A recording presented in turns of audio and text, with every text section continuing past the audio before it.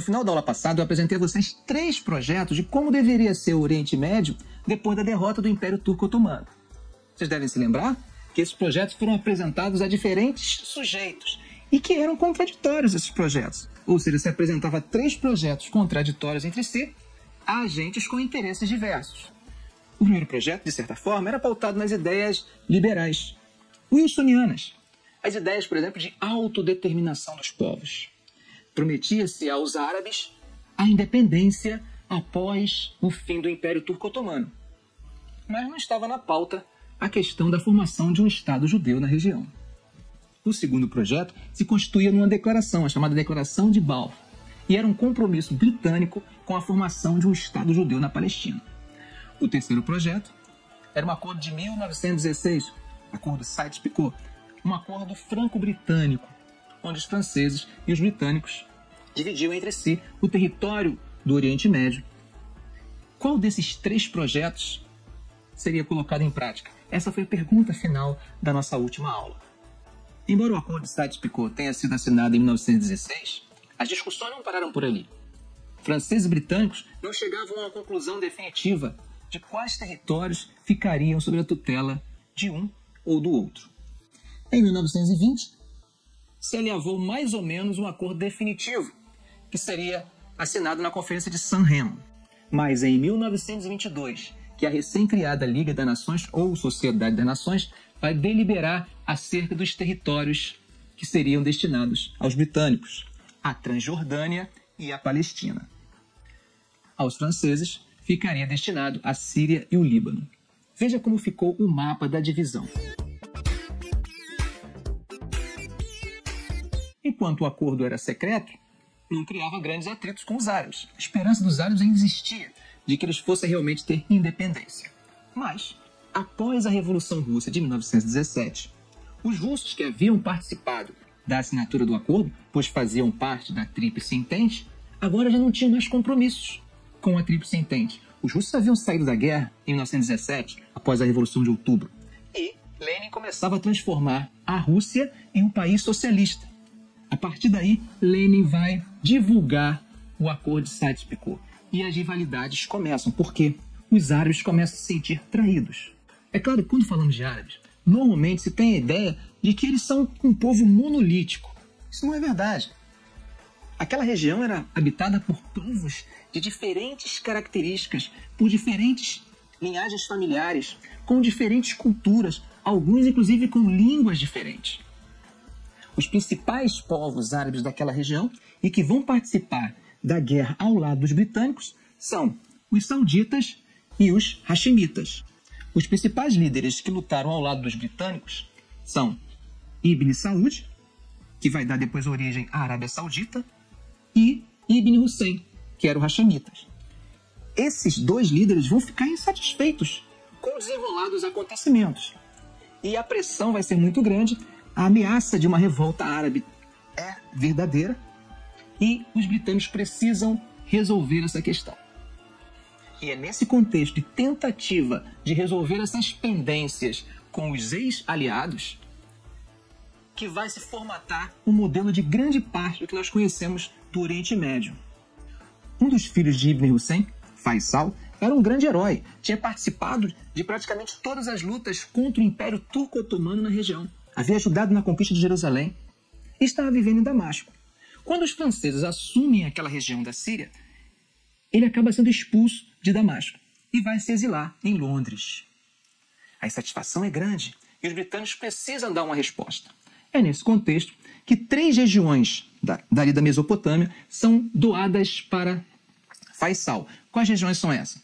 Bagdá, Basra e Cabul, que dariam origem àquilo que nós conhecemos hoje como Iraque, uma região extremamente problemática. 3 grupos se destacavam ali, xiitas, sunitas e curdos. E aí Faisal passa a governar com apoio britânico. Faisal era um sunita. Sunita não era a maioria.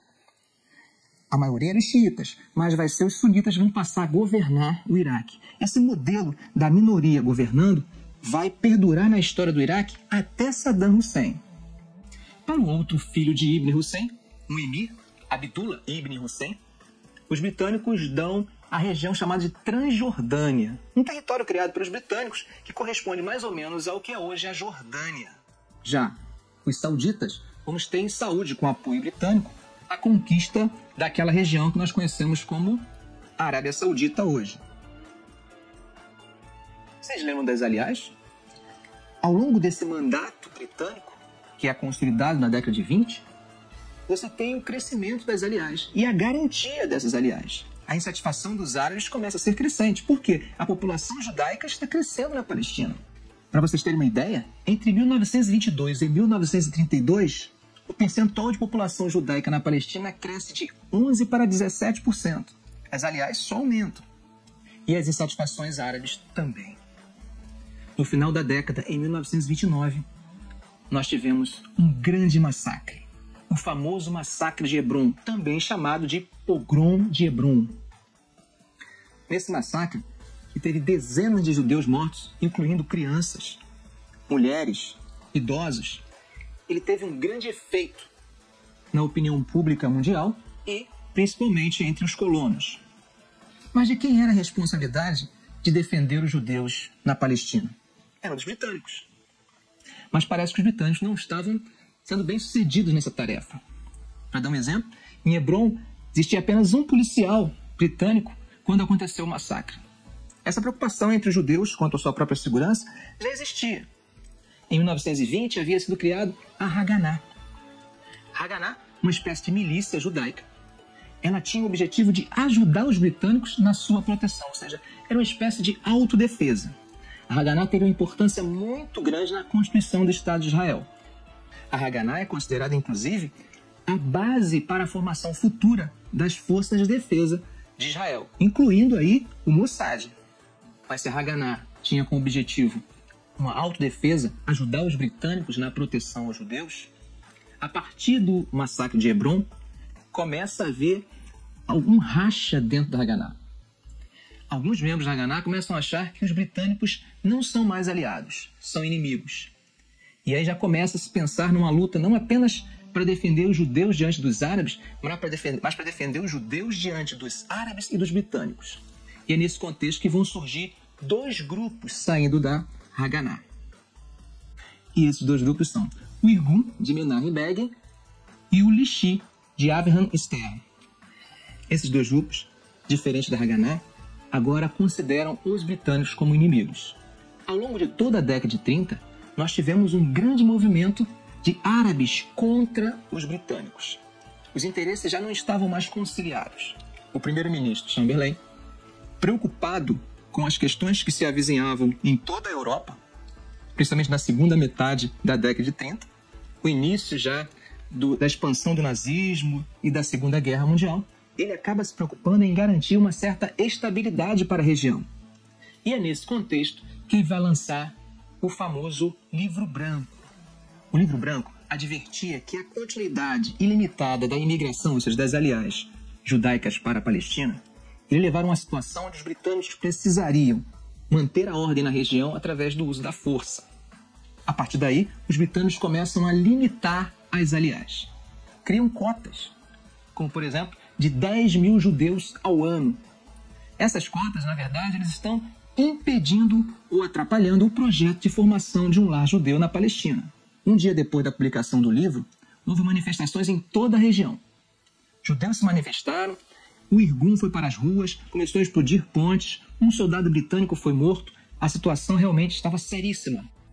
Ben-Gurion, que era um importante líder do sionismo trabalhista, representando a agência judaica, ele faz uma importante declaração contra os britânicos. Ele disse que o Livro Branco era uma política com a qual os judeus não iriam concordar.